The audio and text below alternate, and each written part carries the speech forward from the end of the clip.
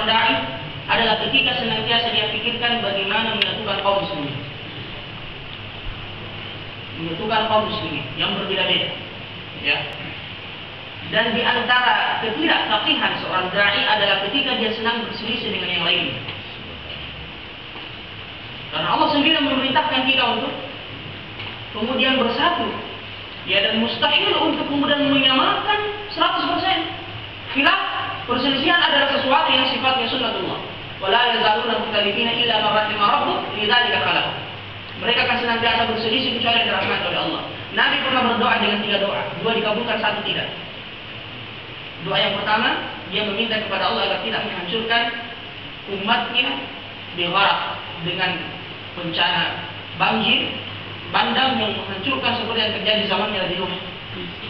Kemudian beliau juga berdoa agar tidak menghancurkan umatnya di sini, yaitu dengan paceklik, kelaparan yang mematikan semua. Makanya kalau kita lihat ada musibah kelaparan yang terjadi, itu sebagian saja daerah kaum muslimin tidak merata. Dan doa yang ketiga tidak dikabulkan oleh Allah, alla yaj'ala ba'sahum bainahum syadid, agar tidak terjadi perselisihan di kalangan mereka. Allah kemudian tidak menerima dan mengabulkan doa tersebut. Jadi sekaligus menjadi ujian bagi kita di dalam menghadapi khilaf seperti ini. Ya, bagaimana kemudian kita bermuamalah dengan orang yang menyelisihi kita. Ada sebuah perkataan yang ditulis dengan tinta emas. Dan sebagai amanah ilmiah saya katakan, perkataan ini disebutkan oleh Al-Hasan Al-Banna rahimahullah, tetapi diarahkan oleh para masyayikh kita seperti Syekh Shalih Fauzan dan Syekh Nasir Al-Umar. Beliau mengatakan, nata'awun fi ma ittafaqna, kita bekerja sama dalam perkara yang bisa, yang kita bersepakat di dalamnya, dan toleransi dalam perkara yang kita berselisih di dalamnya. Namun diluruskan oleh Syekh Fauzan dan mengatakan, natanasah, kita saling menasihati dengan cara yang baik pada perkara yang kita khilaf di dalamnya. Jadi jangan kita jadikan khilaf sebagai masalah, tetapi menjadi masalah adalah adab khilaf. Bagaimana cara kita beradab terhadap orang yang menyelisihi kita, khususnya dalam masalah-masalah ijtihadiyah dan bukan dalam masalah prinsip. Kita tahu di kalangan para sahabat, bahkan para ulama yang kita kenal, mereka berselisih dalam banyak hal. Namun itu tidak merusak hubungan ukhuwah di antara mereka. Misalnya saya mengambil contoh Ibnu Mas'ud yang menyelisih Umar radhiyallahu anhu lebih dari 100 masalah. Namun pernahkah itu kemudian membuat mereka saling membenci antara satu dengan yang lain, tidak saling salam antara satu dengan yang lain? Justru mereka saling memuji antara satu dengan yang lain. Umar memuji Ibnu Mas'ud dan mengatakan, Kunayyib mulia ilmu. Ya, Kunayyib itu kinayah dari kamar kecil, maksudnya orangnya kecil. Ibnu Mas'ud kan orangnya begitu, tapi dia penuh dengan ilmu. Ya, sebaliknya Ibnu Mas'ud juga memuji Umar ketika beliau meninggal dunia. Ibnu Mas'ud mengatakan, umat ini tidak pernah terkena musibah yang lebih besar setelah kematian Rasulullah dan Abu Bakar dari kematian Umar radhiyallahu anhu. Aisyah berselisih dengan Ibnu Abbas radhiyallahu anhu dalam perkara akidah. Ya, apakah Rasulullah dalam perjalanan Isra dan Mi'raj langsung melihat Allah atau tidak? Ya, kemudian para ulama rahimahumullah taala berselisih antara Imam Ahmad dan Imam Syafi'i dalam hukum orang yang meninggalkan salat karena kemalasannya. Ada yang mengatakan kufur, ada yang mengatakan tidak kufur. Ini dalam masalah prinsip. Namun apakah itu merusak hubungan di antara mereka, ukhuwah di antara mereka? Tidak sama sekali. Ya, bahkan Imam Syafi'i atau Imam Ahmad mengatakan, dan Imam Ahmad ini murid dari Imam Syafi'i. Murid dari Imam Syafi'i.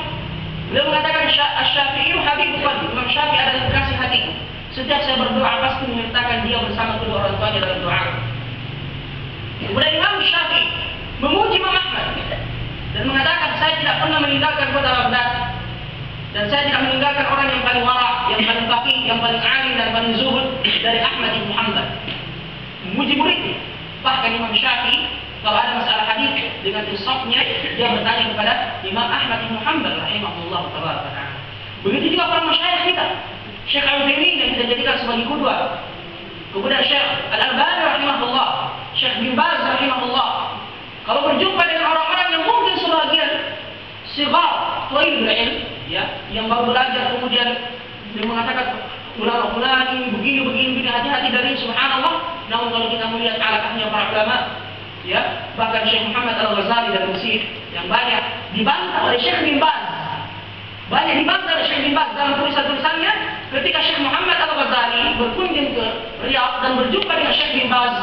Apa kemudian kita mengira bahwasanya mereka tidak salah antara yang satu dengan yang lain?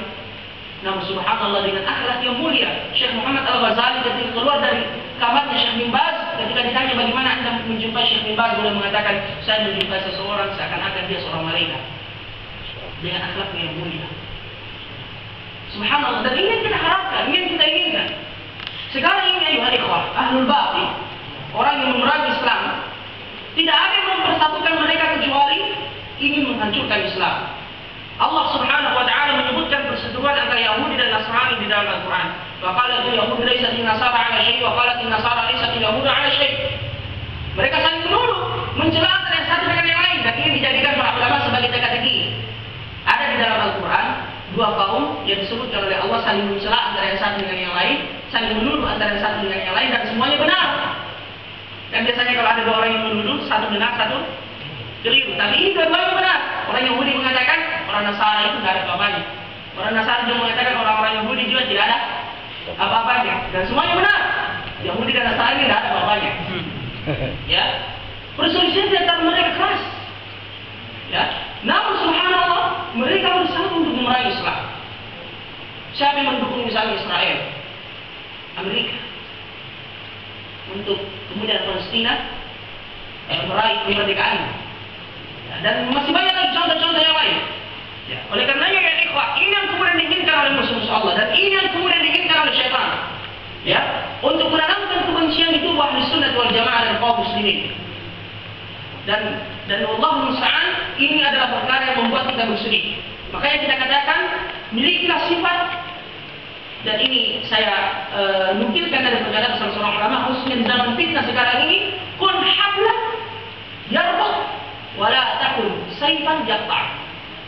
Dalam zaman fitnah seperti sekarang ini, janganlah tali yang mengikat dan jangan menjadi pedang yang memotong.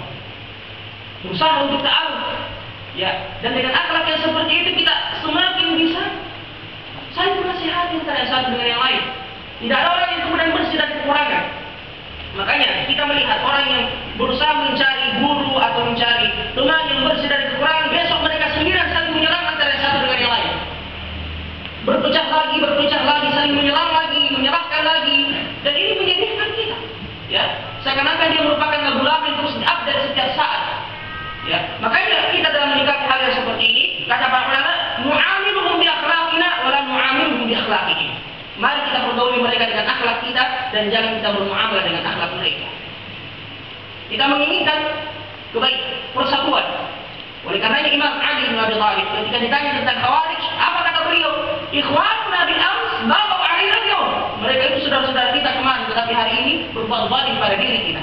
Dan kita cuma menyerahkan itu kepada Allah Subhanahu wa taala, dan kita cinta mereka karena Allah Subhanahu wa taala, walaupun mungkin kita mendapatkan perlakuan tidak seperti yang kita harapkan dan tidak seperti yang kita inginkan. Wallahu a'lam.